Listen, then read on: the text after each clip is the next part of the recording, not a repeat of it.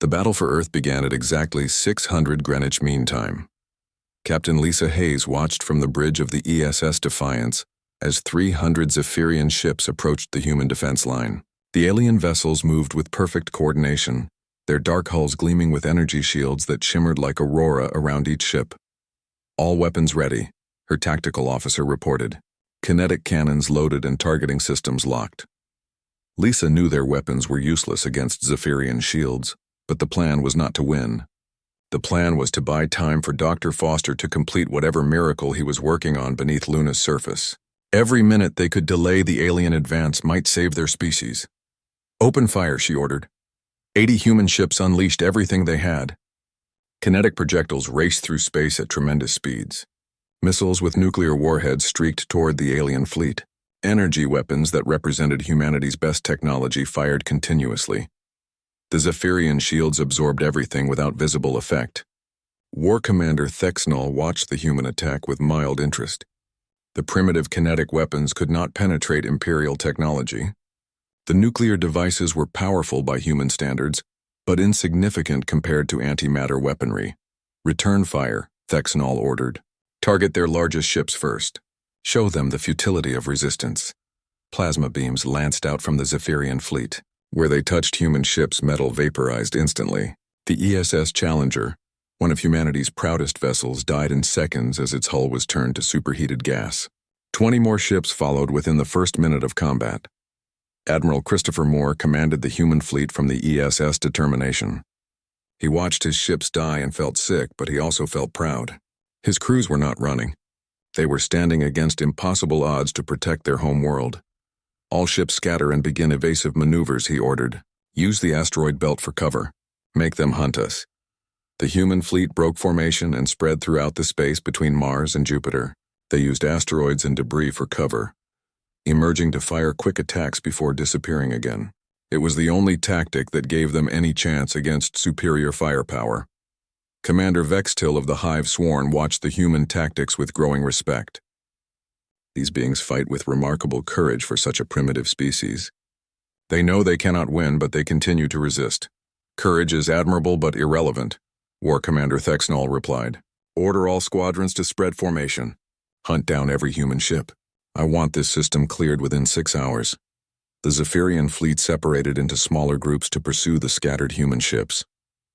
This was exactly what Admiral Moore had hoped for. Divided, the alien ships were still superior to anything humanity possessed. But at least now the humans could focus multiple ships against single targets. Captain Lisa Hayes led her squadron in a desperate attack against a group of 5 Zephyrian vessels near Jupiter's moons. The human ships came out of hiding behind Ganymede and fired everything they had at the closest alien ship. For the first time in the battle, human weapons achieved something. The concentrated fire from 12 ships managed to overload one section of Zephyrian shielding. Kinetic rounds punched through and damaged the alien vessel's hull. "We hurt them," Lisa's tactical officer shouted with excitement. "Barely," Lisa replied, but she felt hope for the first time since the battle began.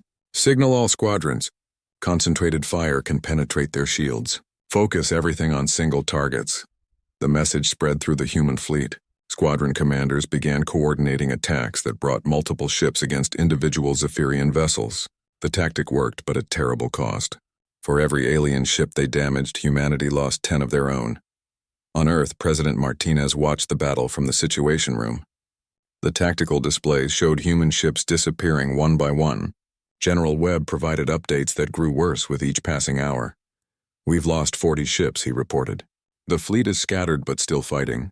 Admiral Moore estimates he can continue resistance for another 4 hours at most." Dr. Foster stood beside his control console with sweat on his forehead. The Phoenix array was powering up according to schedule, but every system was operating at the edge of theoretical limits. If anything went wrong, Earth would have no defense except the courage of their military. "Status report," President Martinez demanded. "Targeting system is online and locked onto the Zephyrian home system of Kerith Prime," Dr. Foster replied. "Quantum field generators are at 60% charge. I need another 90 minutes for full power. The fleet might not last that long. Then we pray that human stubbornness is stronger than alien technology." In space, The battle had become a running fight throughout the asteroid belt. Human ships used hit-and-run tactics while Zephyrian forces methodically hunted them down. Captain Lisa Hayes found herself in command of the largest remaining group of human vessels, after Admiral Moore's ship was destroyed near Ceres. 23 ships followed her toward Jupiter, where they planned to make their final stand. The gas giant's radiation and magnetic field would interfere with some Zephyrian sensors. It was the best defensive position left in the solar system. Captain Hayes to all remaining ships, she broadcast. This is our last chance to buy time for Earth. Whatever Dr. Foster is planning, he needs us to hold out a little longer. Fight for your families, fight for your freedom, fight for the future of humanity. The Zephyrian pursuit force consisted of 40 ships led by Sub-Commander Dextar of the Blade-born warrior caste. He admired human determination but found their continued resistance puzzling. Any rational species would have surrendered by now. These humans are either very brave or very stupid, he told his tactical officer. Perhaps both, came the reply, but they fight well for primitives. Some of our ships have taken damage. Not enough damage to matter. Begin final assault. End this futile resistance. The last major battle of the war took place in Jupiter's upper atmosphere. Human ships dove into the gas giant's radiation field and used it as cover, while Zephyrian forces followed them down. The environment was dangerous for both sides, but humans were more willing to take risks. Captain Lisa Hayes pushed the Defiance deeper into Jupiter's atmosphere than any human ship had ever gone. The hull groaned under pressure, while radiation alarms screamed warnings throughout the ship. Behind her, Zephyrian fighters pursued with deadly determination. Weapons ready, her tactical officer reported, but shields are failing from radiation exposure. All ships emergency ascent, Lisa ordered. We're going to lead them up and then turn for a final charge. The human ships climbed out of Jupiter's atmosphere with the alien fleet close behind. As they cleared the radiation field, Lisa gave her final order as a fleet commander. All ships turn and attack. Everything we have, everything we are. Make them remember us. 23 human ships turned to face 40 Zephyrian vessels in a final desperate charge. They fired every weapon, used every missile, and pushed their engines beyond safe limits. The attack was magnificent and futile. The Defiance died with her captain still giving orders. The last transmission from Lisa Hayes reached Earth as her ship was torn apart by plasma fire. Phoenix is clear to fly. Make them remember us. On Earth, President Martinez received the coded message that meant the fleet's sacrifice was complete. General Webb stood beside her with tears in his eyes as the tactical display showed the last human ships disappearing from sensors. Dr. Foster, the president said quietly, "It's time." Dr. Foster's hand shook as he entered the final authorization codes. Deep beneath Luna's surface, the Phoenix array reached full power. Energy readings spiked to levels that distorted space itself around Earth's moon. War Commander Thexnol was preparing his victory speech when his sensor officer delivered impossible news. Energy readings from the human moon showed power levels that exceeded anything in the Zephyrian database. Whatever the humans had hidden there was beyond Imperial understanding. For the first time in 2,000 years of conquest, Thexnol felt afraid. "What are they doing?" he demanded. His science officer studied the readings with growing horror. "War Commander, the energy patterns match theoretical designs from our own archives.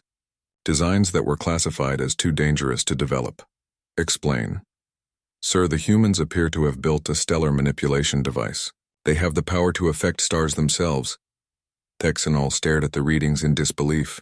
The primitive species that could barely travel between planets had somehow constructed technology that his own empire considered too dangerous to build. As understanding dawned, he realized that humanity's apparent weakness had been their greatest deception.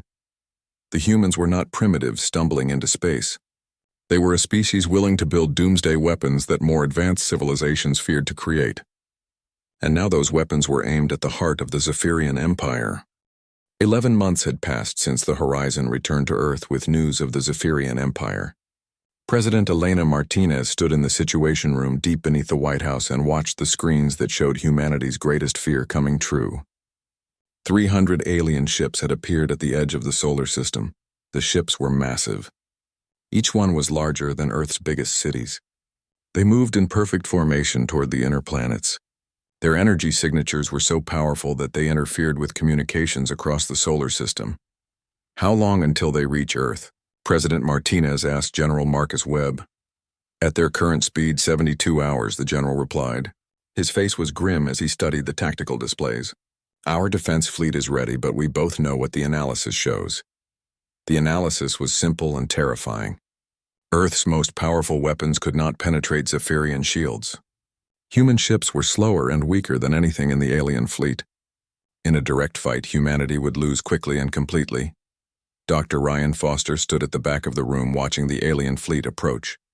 For the past 11 months, he had worked on something that nobody else knew about, something that might save humanity or destroy it completely. He had not slept well in weeks, Dr. Foster, the president said. Is your project ready? Almost, Ryan replied. I need another 48 hours minimum. 72 would be better. You'll have whatever time our defense fleet can buy you, General Webb said. Admiral Moore's ships will do everything possible to slow them down. On the lead Zephyrian ship, War Commander Thexnol studied the human solar system with interest. His species had conquered hundreds of worlds, but humans were unusual. Most primitive species surrendered immediately when they saw the power of the Empire. Humans had spent almost a year preparing for war instead. Report on human defenses, Thexnol ordered. Commander Vextil of the Hive-sworn species brought up tactical displays. They have 80 ships positioned around their fourth planet. The ships are small and use kinetic weapons. Their largest vessel is 1/10 the size of our smallest fighter. Interesting, Thexnol said. They must know they cannot win. Why do they choose to fight? The crystalline being known as Shard-touched Mordith calculated battle outcomes. Based on observed human behavior, this species values freedom over survival. They will fight until destroyed rather than submit. Then we will give them the chance to choose destruction, Thexnol said. Open communication channels to their homeworld. The message reached every communication device on Earth. Televisions, radios, computers, and phones all carried the same transmission. War Commander Thexnol's image appeared on screens around the world. People of Earth, I am War Commander Thexnol of the Zephyrian Empire. Your species has been evaluated and found lacking. You possess primitive technology and show aggressive tendencies that threaten galactic peace. The alien commander paused to let his words sink in. 12 billion humans watched and listened with growing fear. However, the Empire is merciful. You have 72 of your hours to surrender unconditionally. Disarm your military forces and prepare to accept Imperial law. Your species will be relocated to worlds where you can serve the Empire peacefully. Another pause as the implications became clear. If you refuse, your species will be eliminated as a threat to galactic civilization. There will be no further warnings. Choose wisely. The transmission ended, leaving Earth in chaos. Panic spread through major cities as people tried to evacuate to places that would not exist if the aliens attacked. Governments around the world called emergency sessions. Religious leaders struggled to help their followers understand what was happening. President Martinez addressed the world from the Oval Office 2 hours after the alien ultimatum. She sat behind the famous desk that had seen many crises, but none like this. My fellow humans. Today we face the greatest challenge in our species' history. An alien empire has given us a choice between slavery and death. They believe we are too weak and primitive to deserve freedom. She paused and looked directly into the camera. They are wrong. Humanity will not surrender. We will not abandon our homes, our families, or our freedom. We will fight with every weapon and every resource we possess. If we must die, we will die as free beings. The speech gave courage to billions of people who had felt helpless. But President Martinez knew that courage alone would not save them. Everything depended on Dr. Foster's secret project. In the hidden levels of the Colorado Research Facility, Dr. Foster worked with his team of 12 scientists on something that defied everything humans thought they knew about physics. Project Director Susan Blake monitored progress while Colonel Peter Grant provided military liaison. Status report, Colonel Grant asked. The Phoenix array is 90% complete, Dr. Foster replied. We're installing the final quantum field generators now. But I have to tell you again that we don't fully understand what we're dealing with. Explain it in simple terms, Colonel Grant said. Dr. Foster stopped working and turned to face the military officer. We reverse-engineered fragments of Zephyrian technology from their first visit. We found theoretical principles that they had developed but never implemented. Principles for manipulating stellar physics. You mean affecting stars themselves? More than affecting them. The Phoenix array can trigger a cascade reaction that causes stellar collapse followed by explosive rebirth. It would destroy every planet in the target system and send a shockwave through space that would be visible across the galaxy. Colonel Grant felt cold fear in his stomach. And you're sure it will work? The mathematics are solid. The Zephyrians developed the theory but abandoned it as too dangerous. They were afraid of what would happen if such technology fell into the wrong hands. Whose hands do they think it's falling into now? Dr. Foster smiled grimly. The hands of a species they consider too primitive to be dangerous. In space, Admiral Christopher Moore prepared Earth's defense fleet for what everyone knew was a suicide mission. His ships were positioned in a defensive formation around Mars. The plan was simple. Delay the Zephyrian advance as long as possible. Captain Lisa Hayes commanded the ESS Defiance in the front line of human ships. She had volunteered for the most dangerous position because she felt responsible for making first contact with the aliens. If she had handled that meeting differently, maybe none of this would be happening. All ships report ready, her communications officer announced. Send final message to Earth Control, Lisa ordered. Defense fleet stands ready to buy time for Phoenix Protocol. We will not let them pass easily. On Earth, President Martinez received the message in the Situation Room. Dr. Foster stood beside her with a control device that no human should have been able to build. General Webb watched displays showing both the approaching alien fleet and the human ships preparing to die for their planet. Doctor, how long do you need? President Martinez asked. Once the array powers up, the targeting system needs 30 minutes to lock onto the Zephyrian home system, then another hour to charge the quantum field generators to full power. So our fleet needs to delay them for 90 minutes? At minimum. 2 hours would be safer. General Webb shook his head. Against 300 ships with superior technology? I'll be amazed if they last 30 minutes. Dr. Foster activated the Phoenix Array initialization sequence. Deep beneath the lunar surface, machinery that bent the laws of physics began to wake up. Energy readings spiked to levels that would have been impossible with purely human technology. On the Zephyrian flagship, sensor technician Ralvon detected strange readings from Earth's moon. War Commander, I'm seeing unusual energy patterns from the satellite of the human homeworld. Investigate and report, Thexnall ordered. But do not let curiosity delay our schedule. In 67 hours, this system will belong to the Empire. Ralvon studied the readings more carefully. The energy patterns were unlike anything in the Zephyrian database. They seemed to involve manipulation of quantum fields on a massive scale. As understanding dawned, his shock was complete. The humans were not just preparing to fight with primitive weapons. They were preparing to use technology that the Zephyrian Empire had deemed too dangerous to develop. Technology that could affect stars themselves. For the first time in 2,000 years of conquest, the Zephyrian Empire faced an enemy that might be more dangerous than they were. Commander Jake Morrison stood on the bridge of the ESS Horizon and watched the stars through the main screen. 3 months had passed since they left Earth's solar system. The ship moved slowly through space compared to what they would soon discover was possible. Jake had no idea that this day would change everything for the human race. The Horizon was humanity's pride. It carried a crew of 200 people on the first mission beyond the Kepler belt. Scientists, engineers, soldiers, and explorers all worked together to push the boundaries of human knowledge. They had found nothing but empty space and dead rocks until now. Lieutenant Nina Rodriguez sat at the communication station.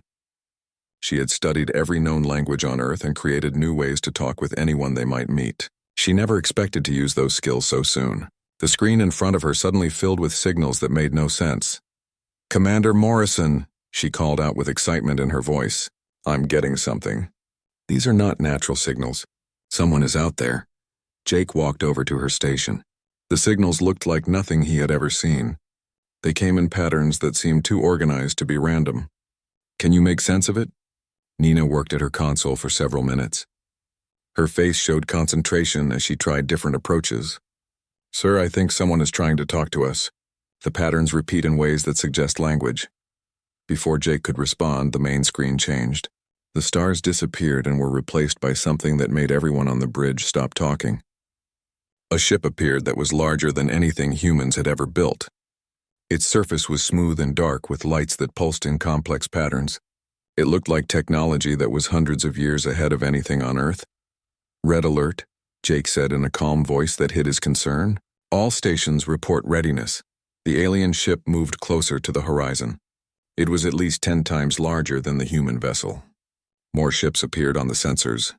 Nina counted 12 of them surrounding the horizon in a perfect formation.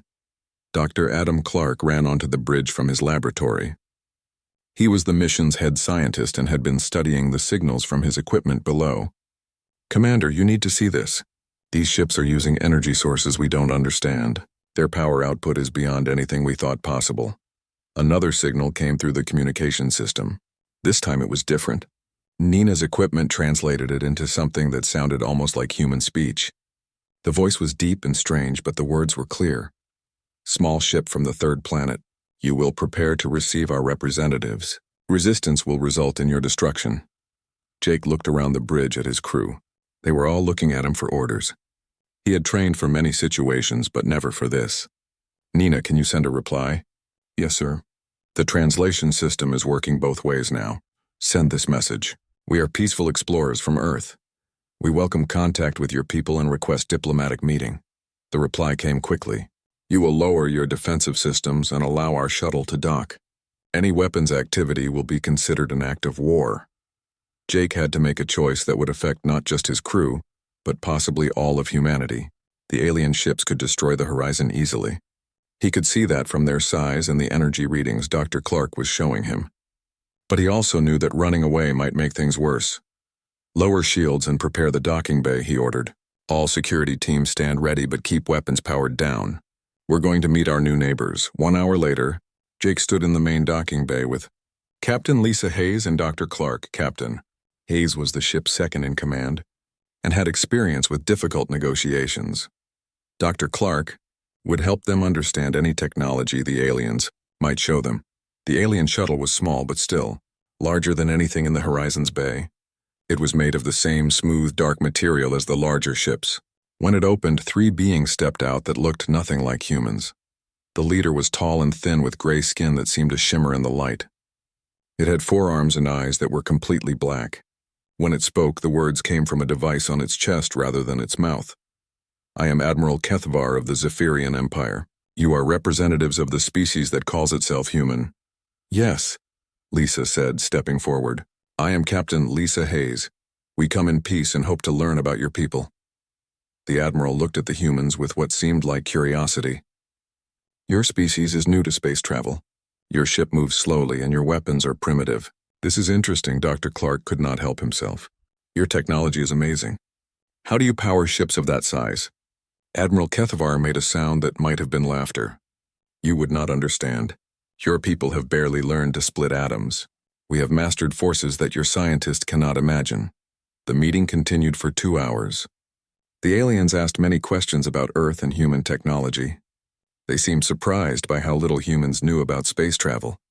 Admiral Kethvar explained that the Zephyrian Empire controlled this part of the galaxy. 7 different alien species worked together under Zephyrian leadership. "Your species will need to follow our laws if you wish to travel in space," the Admiral said. "All new species must prove they can be trusted.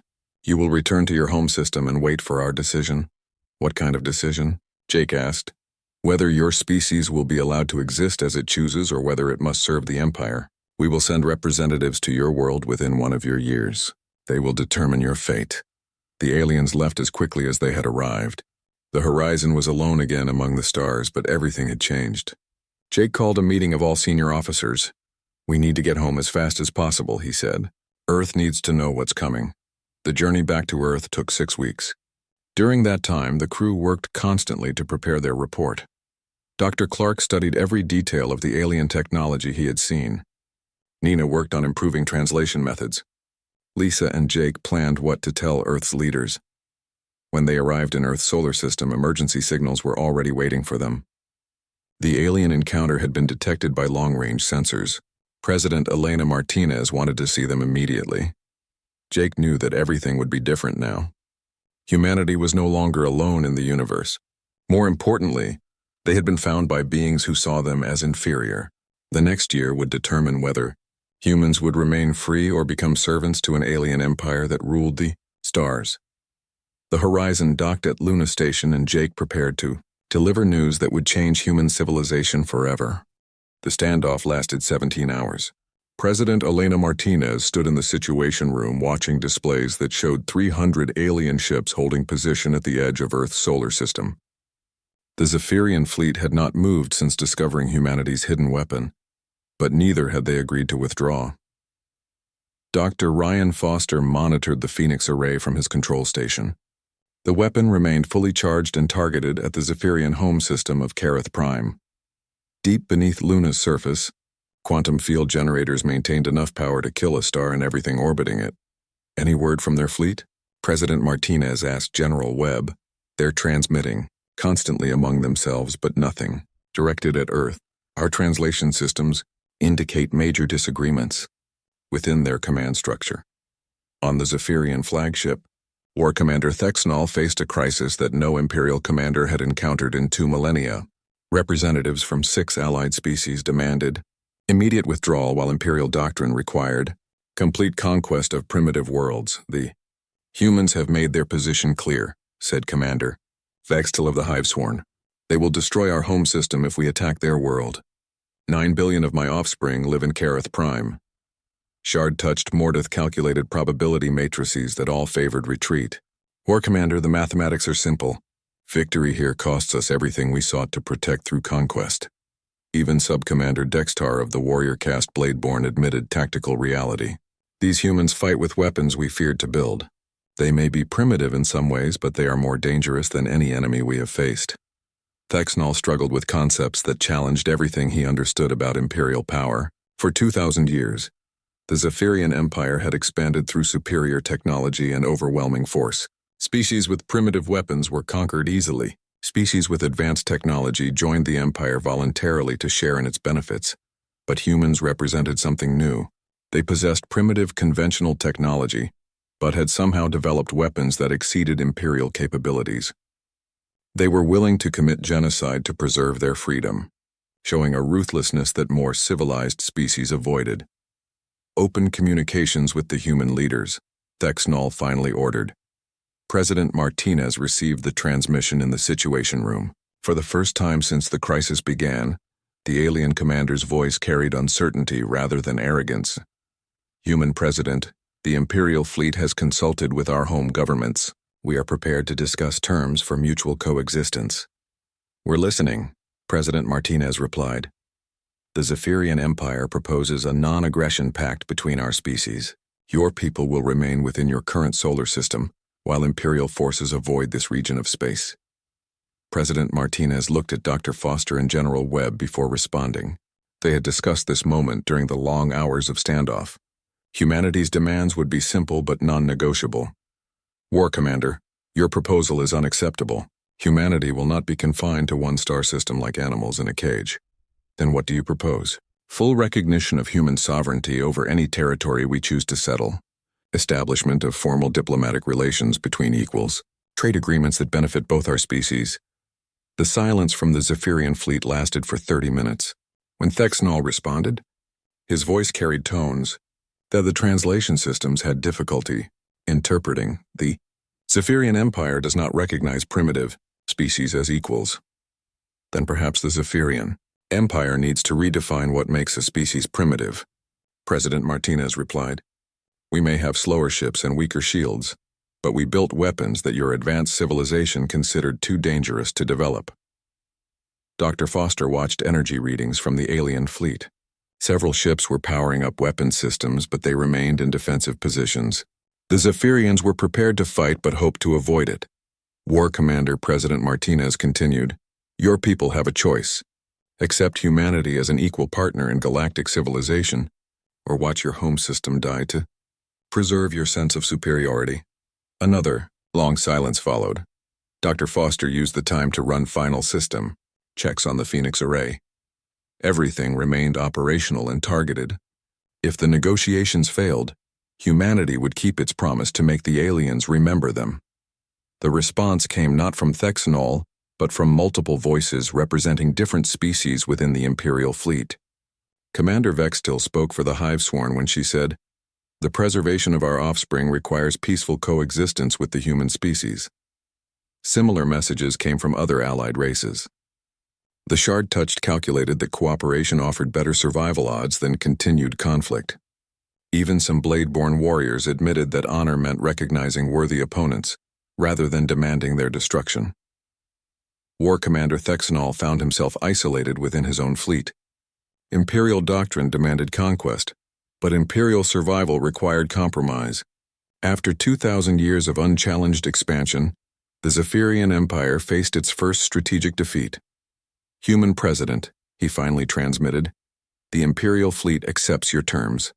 We will withdraw from your solar system and establish formal diplomatic relations." President Martinez felt relief flood through her body. For days she had carried the weight of decisions that could save or damn both species. Now humanity would survive as a free people among the stars. "Dr. Foster, power down the Phoenix array but keep it operational," she ordered. "Yes, ma'am." The weapon will remain ready but not actively targeted. 3 months later, former Captain Lisa Hayes stood in the reception hall of the Zephyrian Embassy on the planet Kareth Prime. The woman who had led humanity's first contact with aliens now served as Earth's first ambassador to the galactic community. The embassy building was a marvel of alien architecture that bent space to create rooms, larger than seemed possible from outside. Lisa walked among beings who had once planned to enslave her species, but now treated her as an equal representative of a sovereign power. War Commander. Thexanol approached her during the reception, celebrating the formal treaty between Earth and the Zephyrian Empire. The alien commander who had once threatened humanity's extinction now spoke with genuine respect. "Ambassador Hayes, your species continues to surprise us. In 3 months you have established trade relationships with 4 different imperial worlds. Humans adapt quickly to new situations," Lisa replied. "We're eager to learn from more advanced civilizations while contributing our own innovations." "Indeed. Your defensive technologies have proven particularly valuable. Several worlds have requested human engineers to help improve their planetary protection systems." Lisa smiled at the irony. Humanity's willingness to build weapons that others feared had made them valuable partners rather than conquered slaves. Fear had earned respect that diplomacy alone could never have achieved. On Earth, Dr. Foster continued his research under strict international oversight. The Phoenix Array remained hidden beneath Luna's surface, its existence known to only a handful of humans and serving as humanity's insurance policy against future threats. President Martinez signed the final versions of treaties that established Earth as an independent power within galactic civilization. Trade agreements brought alien technology to human worlds while human innovations found markets across dozens of star systems. The most important change was psychological. Humanity no longer saw itself as a primitive species struggling to reach the stars. They had proven that courage and determination could overcome technological disadvantages. They had earned their place in the galaxy through strength rather than submission. Admiral Jake Morrison, promoted after Captain Hayes became an ambassador, commanded Earth's expanded fleet as it patrolled the borders of human space. The ships were still smaller and slower than their alien counterparts, but they carried weapons that no enemy would underestimate. As he watched the stars from his flagship's bridge, Jake reflected on the lesson that humanity had taught the galaxy. Superior technology was meaningless without the will to use it. Advanced civilizations could become so focused on preserving what they had that they lost the ability to take necessary risks. Humans had survived first contact, not because they were strong, but because they were willing to become strong enough to survive. They had built weapons that more advanced species feared to create because they understood that freedom was worth any price. The Zephyrian Empire revised its expansion policies and word spread. Throughout galactic civilization, the small blue world called Earth possessed weapons that could kill stars themselves. Humanity had earned their place among the galactic community not through advanced technology, but through the demonstration that even the most desperate species could develop the power to destroy those who threatened them in the vast expanse of space. That lesson echoed across 1,000 worlds.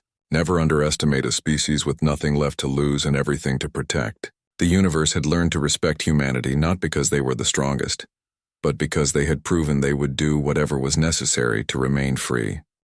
The surface of Earth's moon split open like a mechanical flower, revealing something that should not have existed. Hidden construction sites that had worked in secret for 11 months were finally exposed to the vacuum of space. The Phoenix Array emerged from beneath Luna's surface in segments that defied conventional physics. Dr. Ryan Foster watched the deployment through cameras positioned around the lunar facility. Each component of the array was larger than a city block, and built from materials that bent light around their edges. The quantum field generators formed a perfect geometric pattern that seemed to fold space itself into impossible angles. "My God," whispered Susan Blake, the project director. "Even after building it, I can barely believe it's real." War Commander Thexanol stared at his tactical displays in shock. Every sensor on his flagship was detecting energy readings that exceeded theoretical maximums. The structure emerging from the human moon generated power levels that should have been impossible for any civilization to harness safely. "Science Officer Mordeth, report," he demanded. The crystalline being known as Mordeth had spent 3 hours analyzing the readings. His voice carried frequencies of fear that other species could not detect. "War Commander, the humans have constructed a device based on stellar manipulation theory. Our own scientists developed these principles 800 years ago but abandoned the research as too dangerous." "Explain the danger." "The theoretical framework allows manipulation of stellar core processes through quantum field resonance. A properly constructed device could trigger cascade reactions in any star within 50 light-years. Thexnol felt something he had never experienced during 2,000 years of imperial expansion. The primitive humans had built technology that his own advanced civilization had deemed too terrifying to develop. What would be the result of such manipulation? Complete stellar collapse followed by explosive rebirth as a neutron star. Every planet in the target system would be sterilized. The energy release would be visible across the galaxy. Commander Vextil of the Hivesworn spoke for her billions of offspring when she said, "War Commander, we must withdraw immediately. Our home systems are within range of this device." Thexnol studied the tactical situation with new understanding.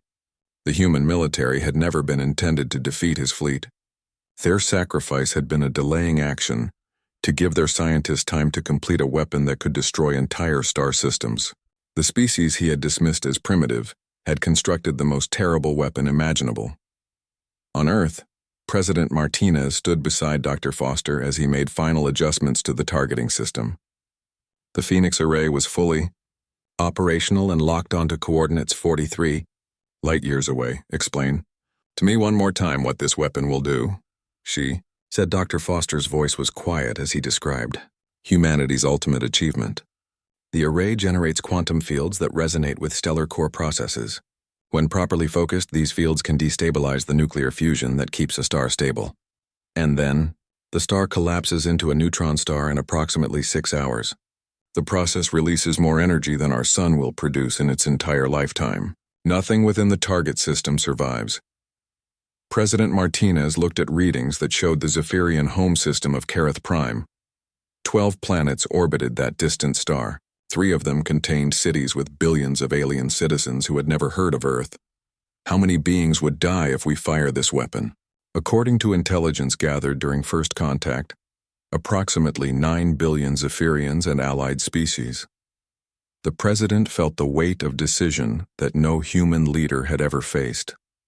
The power to commit genocide on an unimaginable scale rested in her hands. The aliens who threatened Earth were living beings with families and dreams just like humans. Is there any other way to save our species? Dr. Foster checked his displays one more time. The Zephyrian fleet has enough firepower to sterilize Earth's surface in 4 hours. Our military is destroyed. This weapon is our only remaining option. General Webb received an urgent communication from the space monitoring stations. "Madam President, the alien fleet has stopped advancing. They're holding position at the edge of our solar system." For the first time in days, President Martinez felt hope. "They're afraid." "Yes, ma'am. For the first time since they arrived, the Zephyrians are not acting like conquerors." War Commander Thexnol faced a situation that no Imperial commander had encountered in millennia.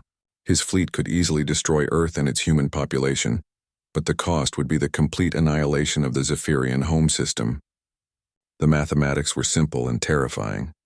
He opened emergency communications with Earth, something no Zephyrian commander had ever done during a conquest campaign. The message reached President Martinez in the Situation Room beneath the White House. "Human leaders, this is War Commander Thexnol of the Imperial Fleet. We must negotiate immediate terms for the safety of both our species." President Martinez looked at Dr. Foster and General Webb before responding. This was the moment that would determine humanity's future among the stars. "War Commander, We are prepared to discuss terms, but understand that any attack on Earth will result in the immediate destruction of your home system. We understand your capability. What are your demands? The President had prepared for this moment during the long months of construction. Complete withdrawal of your fleet from our solar system. Recognition of human sovereignty over our territory. Establishment of formal diplomatic relations between equals. There was a long pause before Thexanol responded. The Zephyrian Empire does not negotiate with primitive species. Then perhaps the Zephyrian Empire should reconsider what makes a species primitive, President Martinez replied. We may have simpler technology, but we were willing to build weapons that you feared to develop. Dr. Foster monitored communications between other ships in the Zephyrian fleet. The translation systems picked up conversations between different alien species within the Imperial forces. Fear was spreading through their ranks as they realized what the humans had accomplished. War Commander came a transmission from Commander Vextil. The Hive-sworn Council requires immediate consultation. 9 billion of our offspring reside in the Kareth system. Similar messages arrived from other species commanders. The shard touched calculated probabilities that favored immediate withdrawal. Even the proud blade-born warriors admitted that discretion might be appropriate when facing weapons that could kill stars. Thexanol found himself in an impossible position. Imperial doctrine required the complete subjugation of primitive species. But Imperial survival required avoiding conflicts with enemies who possessed superior weapons technology. Human President, he finally transmitted. The Imperial fleet requires time to consult with our home governments. We propose a temporary ceasefire while terms are discussed. Agreed, President Martinez replied, but understand that any movement toward Earth will be interpreted as an act of war. Dr. Foster received confirmation that the Zephyrian fleet had indeed stopped all forward movement. For the first time since the crisis began, he allowed himself to believe that humanity might survive. How long can we maintain the array at full power? President Martinez asked. Indefinitely, Dr. Foster replied. The quantum field generators are stable, and the targeting system is locked. But I should mention something important. What? The array can only be fired once. The energy required would drain every power source on Earth and Luna combined. After one shot, it would take years to rebuild the charging systems. President Martinez smiled for the first time in weeks. The Zephyrians don't need to know that. In space, War Commander Thexanol studied reports from his science teams. The human weapon was unlike anything in Imperial experience. Even if his fleet destroyed Earth, the automated systems on their moon would still fire the stellar manipulation device. The humans had constructed the perfect deterrent. For 2,000 years, the Zephyrian Empire had expanded through superior technology and overwhelming force. They had never encountered a species willing to build weapons too dangerous for more advanced civilizations to develop. Now they faced a choice between retreat and mutual annihilation. For the first time in Imperial history, Thexanol found himself considering the possibility that some species might be too dangerous to conquer.